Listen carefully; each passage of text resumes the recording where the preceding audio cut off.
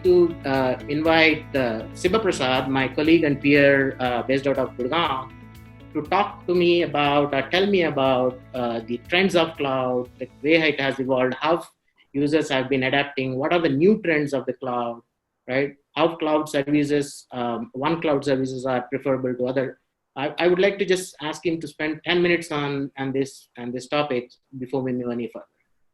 Siba, over to you. Thank you, Suresh. A wonderful morning to all of you. I know Suresh talked about quite a bit about COVID.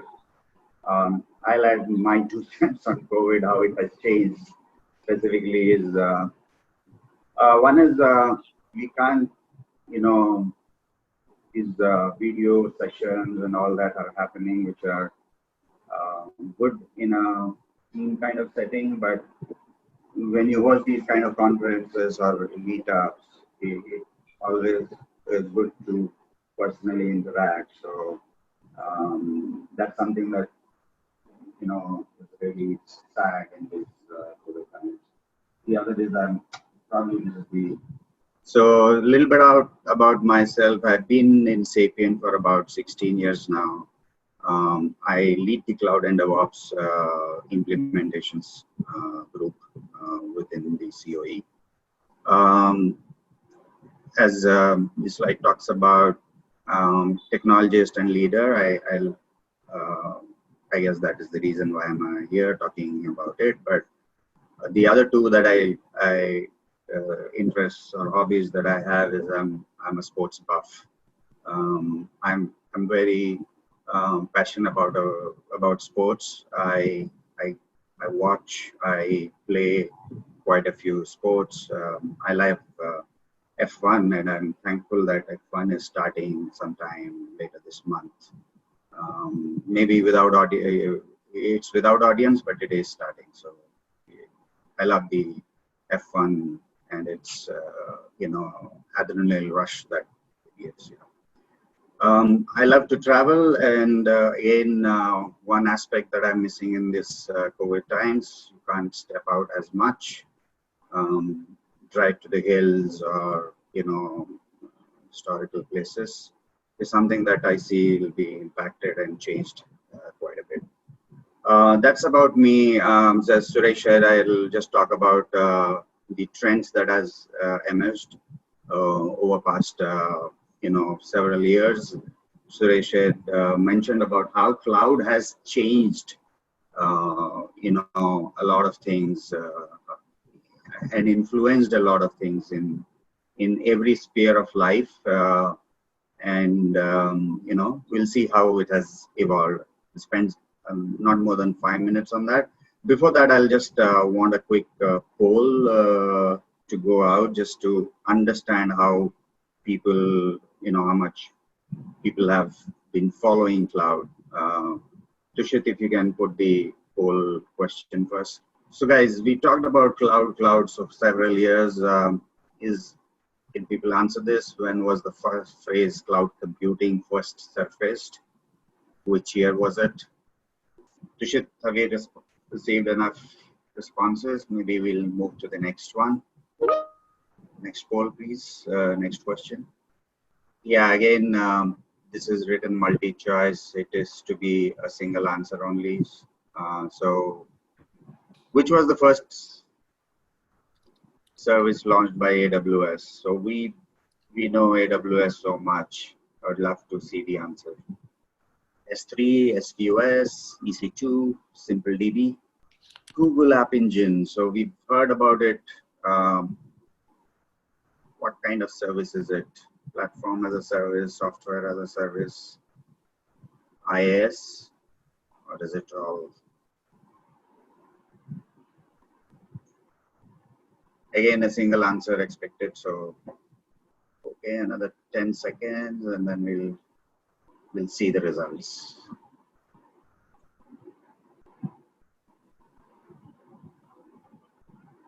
Okay, Tushit, can you bring up the first poll result, please?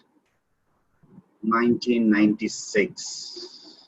Yeah, so a lot of you answered 2004, 2006 as well. 1996 is right, and this is apparently there's a little bit of conflict, but later on people acknowledge that 1996 was the year cloud computing was first mentioned in an internal document of compact computers, which later on merged with HP. We all know. So cloud computing was first formed in an internal document. If you look up on AWS site, also they have published the internal documentation that refers to this. Thank you. I think we have most of us answered correctly. Next one, Tushit. Yeah, which was the first service launched by AWS, and I expected, I think a lot of you, there is a tie between S3 and EC2. However, both of them are wrong. SQS is the first service that was launched by AWS. It was actually working in a beta from 2004 to 2006. And S3 was made live and followed by SQS. But SQS was the first service that AWS had launched in 2004. EC2 again happened in 2006, but it is the third service that they launched after SQS in S3. Next one. Yeah, this is bang on, platform as a service. Google App Engine, platform as a service, sometime in 2008 that it was announced. Thank you. Okay, so thanks. So that set the context. So, cloud, though we've been hearing for last decade or so, a lot of it, we've been hearing about cloud in a decade or so. But in 1996 was when it was first coined and probably started getting used.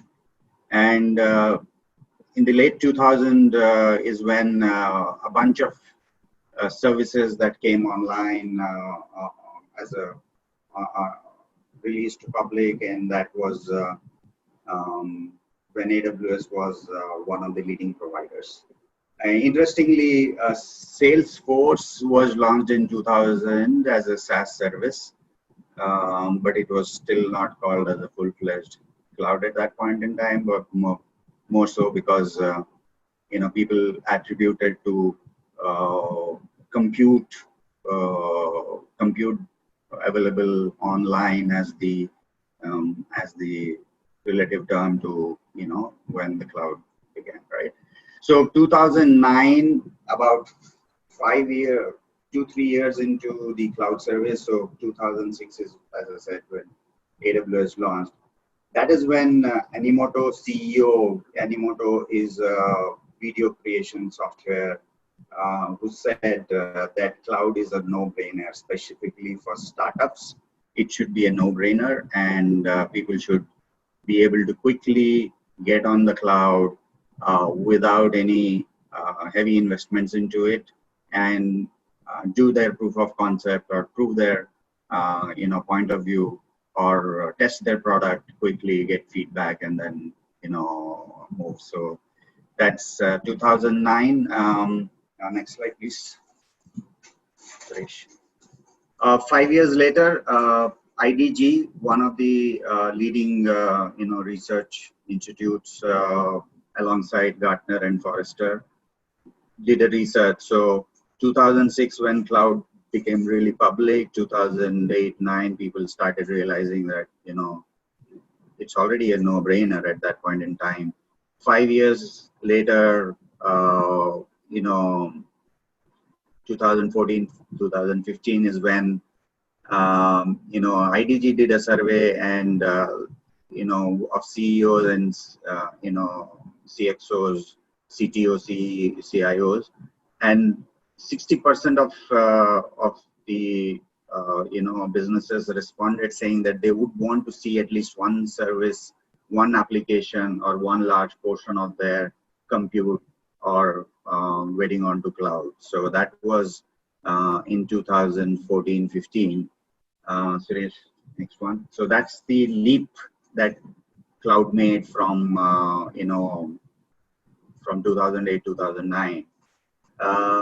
So what is it now? So the current state that we are in. So we no longer talking about whether we should get onto the cloud or we should not, which application should get onto the cloud. Today we are talking about what is the cloud strategy that needs to be adopted.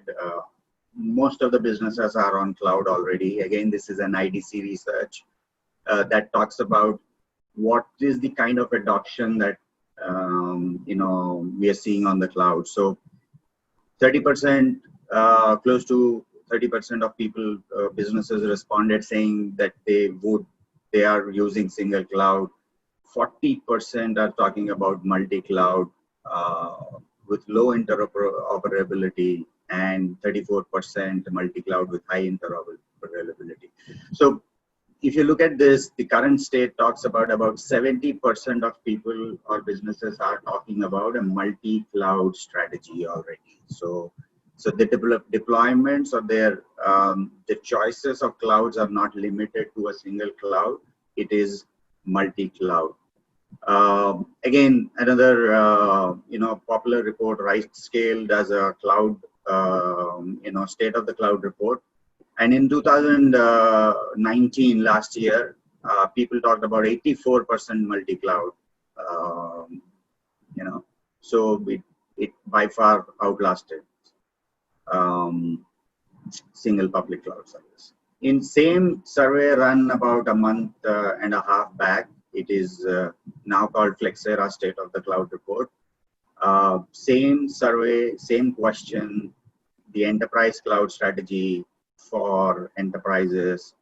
The 84% has increased to 93%, which is, the more talking about more multi-cloud. So, and within multi-cloud, there is hybrid cloud, which is also emerging as one of the, key parameters.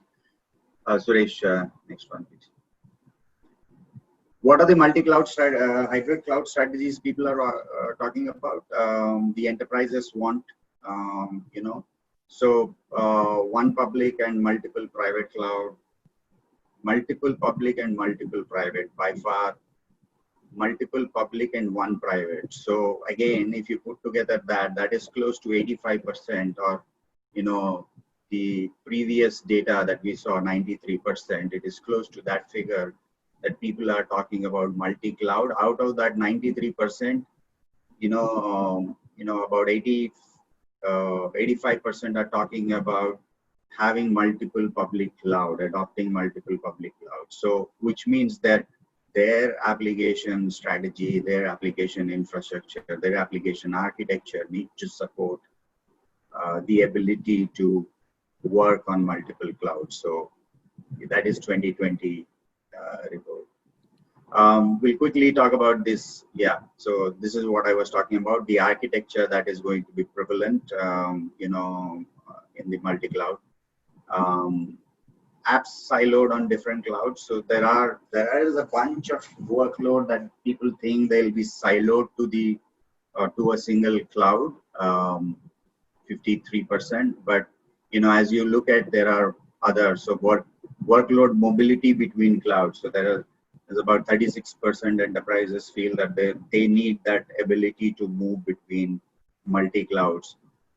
People are talking about DR failover again, which means that I may have my primary site on Amazon AWS and a secondary site on maybe Azure or Google Cloud, or maybe a private cloud. So they need that interoperability. They need that DR switch. So as we see that, from 2006, when we talked about the first AWS service going live, and 2009, when people talked about, what is the cloud is a no-brainer, especially for small companies, startups.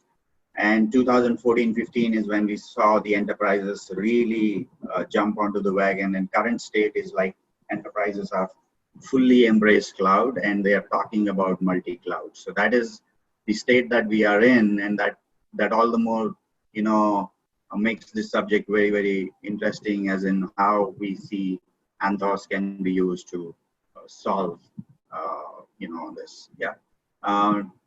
Quickly talk about the top cloud challenges that people feel. Again, RightScale report. So if you look at among most of the things, and this is enterprise versus small businesses. So if you look at enterprises are talking about one of the topmost challenge for enterprises is managing multi-cloud. So along with the compliance security, which has always been one of the top concern or top challenges for enterprises or small businesses, managing multi-cloud has become, emerging as the one of the top 5 challenges, and it is evident in this report. So let's look at how, that's a quick, view about how the, cloud adoption and cloud, strategy has changed and evolved over time in last decade or so. And, how managing multi-cloud is becoming a top challenge from a point in time when we are talking about a single cloud, adopting a single cloud or having some applications on, at least one application on cloud, to current stage of managing multi-cloud. So that process is interesting challenges, and that's what I feel is, next 5 years at least will be focused on, a lot of products or innovation happening in this space of managing multi-cloud. So that's how, and that's why you see a lot of services like Anthos coming out, a lot of solutions and products that are coming out and from different vendors, and the cloud vendors themselves have adopted a multi-cloud stance and not forcing customers to stick to their own platform. So they want the customers to be on their platform as well as be able to use other platform, and they're trying to see how they can help in that. So that's about what I wanted to talk about, and I'll hand it over to Amit now. And if you have any questions, you can type it on the chat window, or we can take it at the end of the session. Yeah. All right. So let me take it over, Siba. Thank you for the insights. That's quite a lot of information around how cloud has evolved. Good insights. Thank you so much. It started with somebody calling it a no-brainer, right? Interestingly, and how short-visioned it was, the perspective it was. And then, over a time, it kind of turned out to be the most key concept or the key, entity of, any application or the modern application development.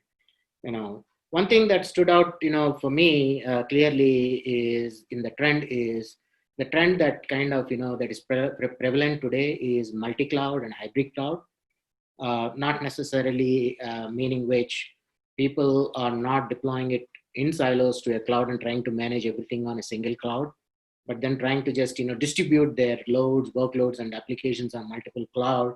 And also at some point of the time, they want to retain a bit of on-prem entity itself, right? For whatever reasons. We'll see a few more reasons why a multi-cloud and hybrid cloud and, organizations are actually looking for sort of a mixed solutions in this space. There are some good reasons for it. But then multi-cloud doesn't come easy, right? If you have one cloud, managing one cloud would be difficult, but then if you have to manage multiple clouds, make sure that all your workloads are properly just managed, monitored, etc., right? It comes with a ton of challenges by itself, right? I have Amit Patil today joining me, who would run us through from his own experience and his, being an architect and, consulting several clients within the cloud space. He's kind of, seen and witnessed a few challenges, managing multi-clouds and, monitoring multi-clouds and, defending multi-clouds for an architecture, right? Stuff like that. So let me bring in Amit and ask him to speak a bit of the challenges around this hybrid and multi-cloud infrastructures. Amit, over to you. Almost finished my intro being on mute. Sorry guys for that. Thank you, Suresh. And thank you all for taking out your time on Saturday and be with us for this learning opportunity. I'll quickly start with my intro and then I'll jump on to a couple of slides where I'll walk you through with the challenges, which according to me are posing challenges for us to run the workloads on multi-cloud or hybrid cloud. So quickly, following today's session, I'll drop this photoholic from my introduction section because the guy who was presenting earlier, Sibba Prashad, he is the one guy who I know is photoholic, and if he is kind of calling himself as photoholic, I should kind of drop this word because I'm nowhere near to that guy. So definitely after this session, I'm going to strip out this photoholic from my introduction. With that, I'll just quickly tell about myself. Overall, my journey with Publicis Sapient is 7 years ago. Um, I started my journey as a developer working on JSP, servlets, Java, and from there on, basically, I transitioned myself. I learned new technologies. I had interest to basically understand the complete SDLC lifecycle, and that's where I started learning new things. And then one day, I got that golden opportunity to kind of basically automate the entire infrastructure using Java code, and that's where I got that keen interest and curiosity to understand how this is kind of put together and working end to end.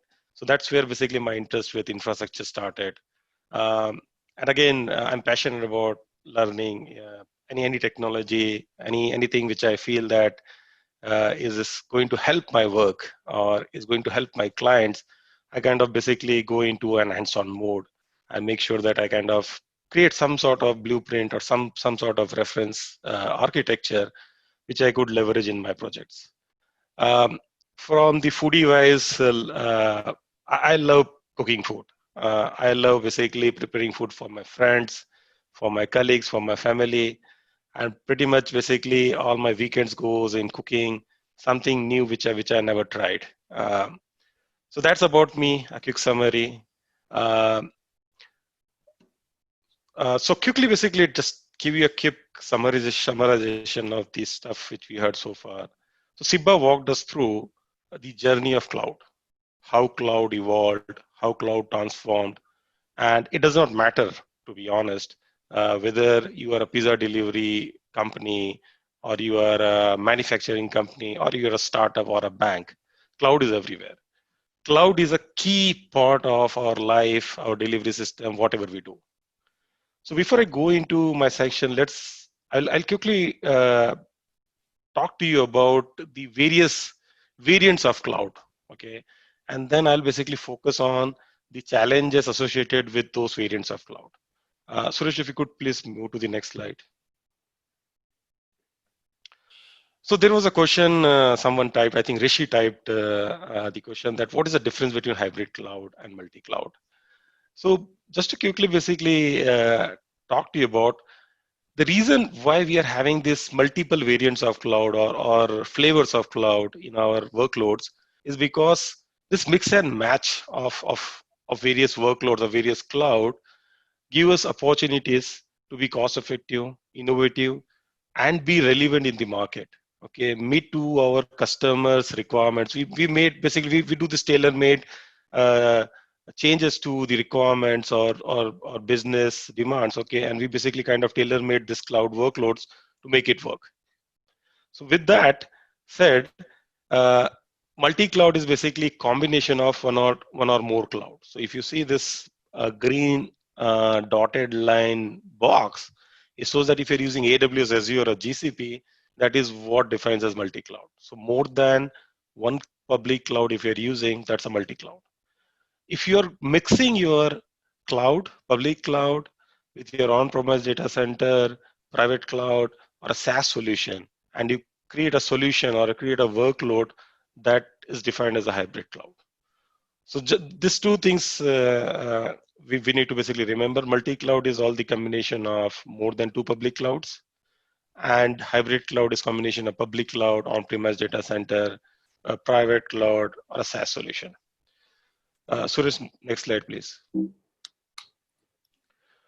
I'll quickly talk about some interesting stats around multi-cloud and containers. There would be some overlap with what Sibba showcased in his slide, but I just wanted to basically give you this volume of data we are seeing in the industry, which is driving this adoption of multi-cloud and hybrid cloud. And what are those drivers? So as per Gartner survey of public cloud, 81% of public cloud users reported using two or more providers. So 81% of respondents who took the survey are saying that they're using more than one cloud. 58% of those group of people who got surveyed agreed that multi-cloud running multi-cloud workload is a complex. It is not easy stuff. It's basically brings complications around it, and we are going to talk about it in the subsequent slides. 77% of people felt okay that IaaS is driving this multi-cloud business. So IaaS, with Sibba covered, infrastructure as a service. We are having platform as a service, software as a service. So infrastructure as service is kind of driving the multi-cloud and hybrid cloud business. So 500 billion is the estimated cloud spending revenue by 2023. This might change with the current situation we are in. We might hit this number, say, by 2022. You never know.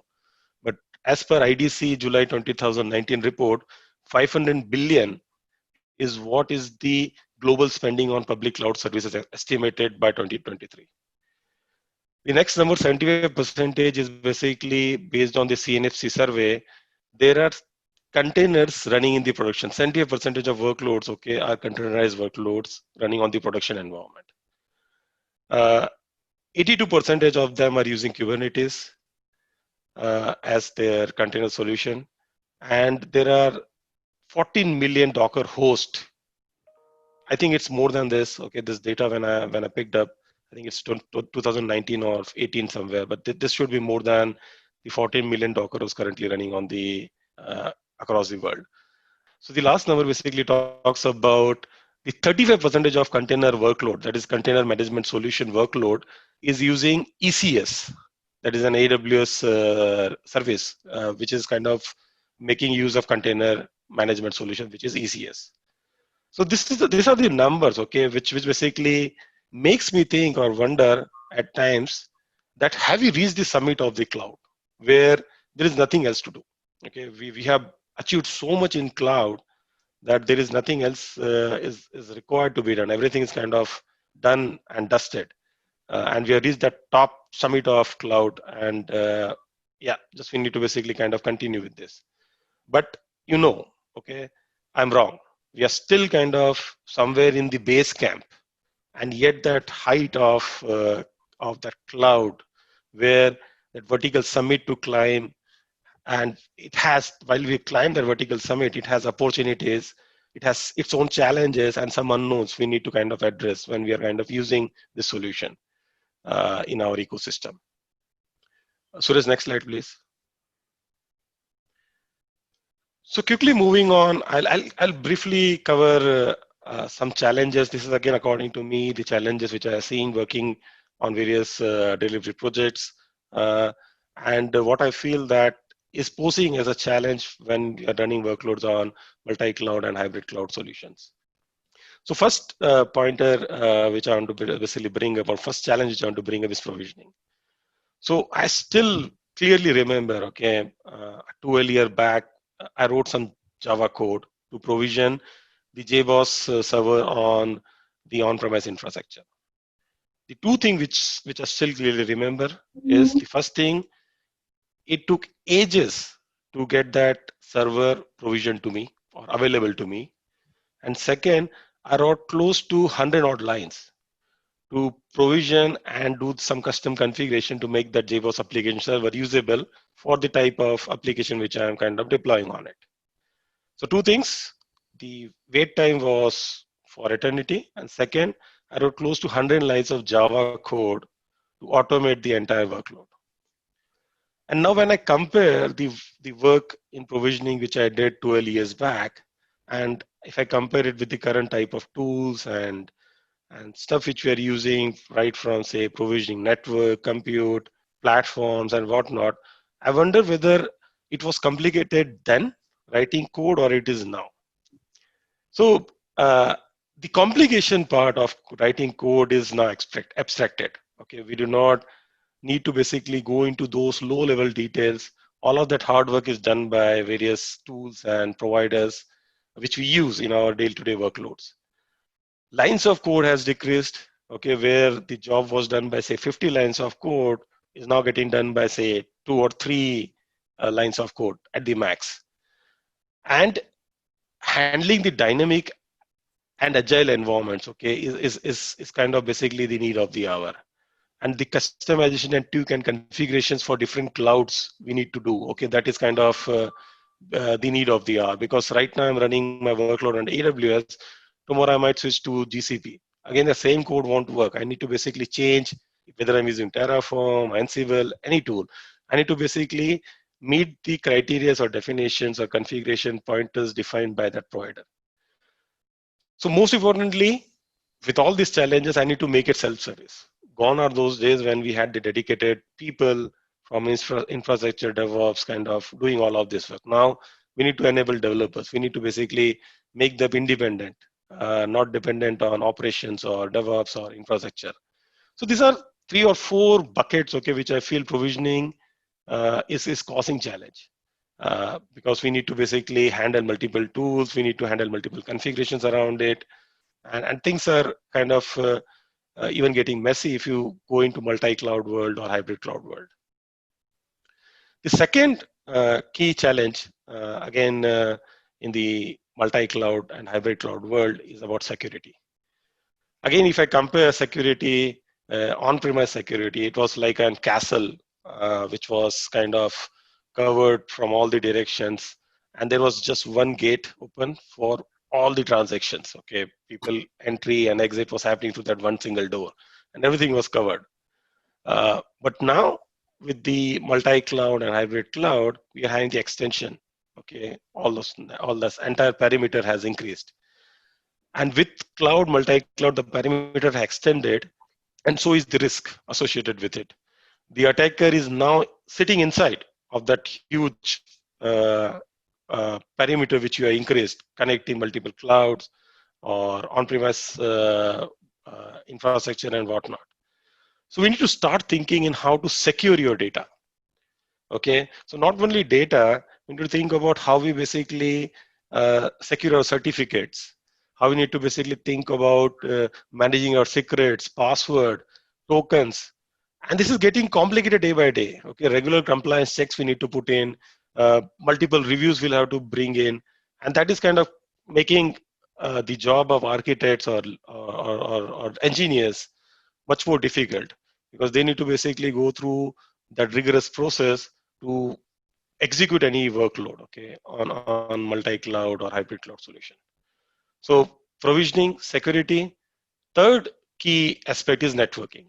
So now, as I called out, the challenge now is where we are going to basically connect those various clouds, bring them all together, and make them as a super network. This is basically kind of using different technologies, like say we use Express Connect, AWS Direct Connect, or virtual private network we set up. But all of this is basically making that risk even bigger, okay? Because we are having multiple clouds, multiple networks connected, and where we are limited control as it defined by the cloud providers. So whatever networks which we connect to, those are basically defined by cloud providers. We do not have major control over it. So security and network is kind of posing a big challenge for us when we try to basically run the multi-cloud and hybrid cloud infrastructure. Suresh, if you could move to next slide, please. The next 3, according to me, is posing challenge running workloads on multi-cloud and hybrid cloud is architecture, operations, and capability. So let's talk about briefly architecture. So the stuff which you run on your local machine, okay, and same stuff when you run on your servers, whether it is an on-premise data center or a cloud, okay, things change. Okay, we need to basically handle the runtimes differently. We need to handle the implementation differently.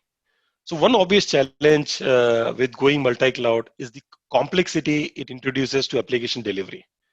For example, running a workload on AWS with its underlying service will be different to GCP or Azure. Since not all services support functionality, further complication arises when we start doing the application deployment. Because they're all kind of independent, their own services are running, they are having their own architecture. But now if you want to basically take your workload, which is getting executed on-premise onto cloud, you'll have to basically do certain tricks. And that trick is not restricted just to say if a trick works for AWS, it should work as it is for GCP. It doesn't happen that way because those services are tightly coupled to their way of handling and delivering that service. So architectural similarity, like for like, is difficult to find in the multi-cloud world. Second key challenge is operations. So there is no centralized visibility for us. There is no single PAN for managing multi-cloud or hybrid cloud ecosystem. Monitoring and logging, multiple monitoring tool dependency, I have to basically depend on. There are third-party APM tools if we integrate, and we'll have to do so much of customization to it, okay, to make it work for supporting, say, on-premise or a specific cloud. Typically, those are all tailor customization which we need to do to make it work. So when monitoring your cloud becomes harder, identifying performance. So with all of this stuff, okay, we need to do basically additional customization to the monitoring, or we need to basically bring in new tools and technologies to monitor multi-clouds or on-premise infrastructure. This basically poses challenges in the end result of leveraging this tool, which is identifying the performance or availability issues. And it's getting harder day by day with all those multi-cloud and hybrid cloud workloads. The last operation challenge, okay, which I feel is cost. So cost and cloud are two sides of the same coin. If you do not manage it properly, if you do not manage your workload or resources properly, you'd probably kind of bleed huge amount of money. Okay, we would have probably heard about some kind of stories where some developer ran some sort of workload on some cloud, and that costed huge amount of money to that organization. All those stories, I think we might have heard in our organization or outside of our organization. So these are some examples, okay, where it is very difficult to contain. If you're making it a self-service solution, okay, it's very difficult to contain unless you have a robust governance process around it. The more clouds you have, the easier it to spin up, okay, but it also poses the unnecessary, unwanted provisioning of resources, which is very difficult to kind of tackle and handle. Last but not the least, which I feel as a challenge, is capability. So capability around finding multiple skill sets, people who is having knowledge in multi-cloud. Vendors, again, if you're tied to a specific vendor and that vendor is kind of tightly supporting, say, AWS, and if you want to go to GCP, what would be your option? Okay, that is something which you'll have to basically figure out. Finding skilled professionals, again, based on our experience, looking into the market and industry, it's difficult to find the multi-cloud professionals having hands-on understanding of multiple clouds, and so on. So these are some of the key challenges which poses us while we run multi-cloud and hybrid cloud solutions.